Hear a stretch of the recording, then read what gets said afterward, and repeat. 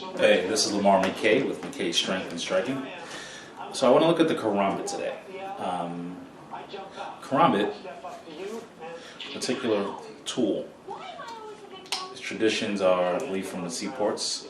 So I've learned to hold the Karambit from this grip, the underhand grip. But it's a tool, so you can hold it from, use it from wherever you get it. So you can hold it from the forward grip. Traditionally, it's used to cut open, I guess, fish on seaports. Right? So, from the cutting system here, with it in the right hand, I come here, there, here, there, here, here, back and forth, back and forth. Here, turn, break it down, turn, break it across, go backwards, come here, break it up, break it down. But if I can do it in the underhanded grip, where I can use the knuckle duster here, pump to stab, I can also do this in the forward grip, going through all the different positions. Thing to note about this, the blades are different depending on which one you purchase. This one happens to have a single edge on the inside of the blade.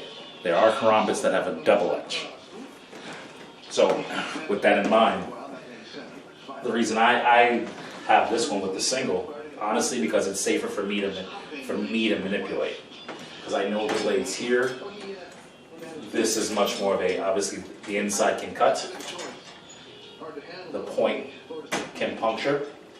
Where it's flat here, I don't have to worry about cutting myself or anyone else. I can use that to hook, to trap, without actually cutting someone. It's a double edge, this would still cut both ways. Also, in transferring the blade to the other direction, again, since I know there's no blade here, I don't run the risk of cutting myself. When I'm stabbing,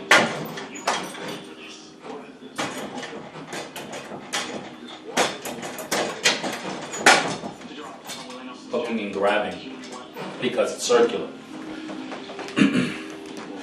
Now, when you're choosing to use this blade as an everyday carry tool, be careful, particularly in states where, and definitely in states where this is illegal. This is illegal because it's mainly seen as a scarier knife. Because of the shape of it, it's also often listed as a tactical tool. It's a knife. Tactical is a nice selling point.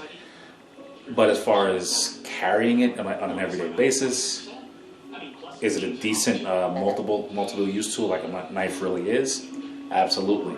Good cutting edge, good piercing edge. And you have this pretty good for correction. It's Lamar McKay with McKay Strength and Striking. We're back talking about the Karambit again.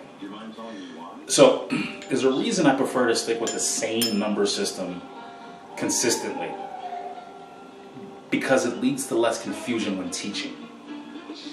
Right? much less confusion when teaching. If I'm making my clock, my attacking clock, the same numbers consistently,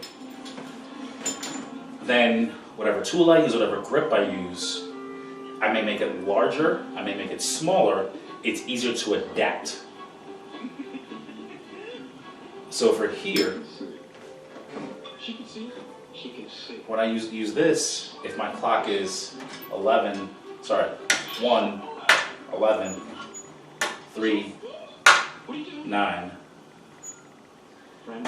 5, 7, 6, 12, that's a larger frame, being the head or the eyes would be 12 for me. Throat.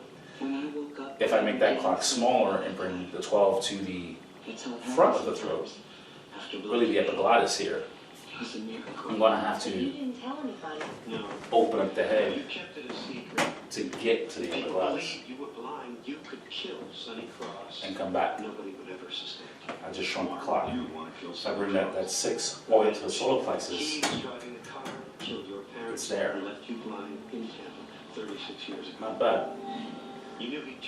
I can still ribs. Working through everything there. It's ways to make this work. For me, it's there's many systems, and I don't believe anybody is particularly wrong with how they're teaching things. It's just how you get the message across. Because martial arts, I think too many of us as teachers get mired down in the tradition as opposed to the application. We're trying to get these guys, men and women, to apply all of this stuff. And it's tough to do that if you're still mired down in particulars. Consider it.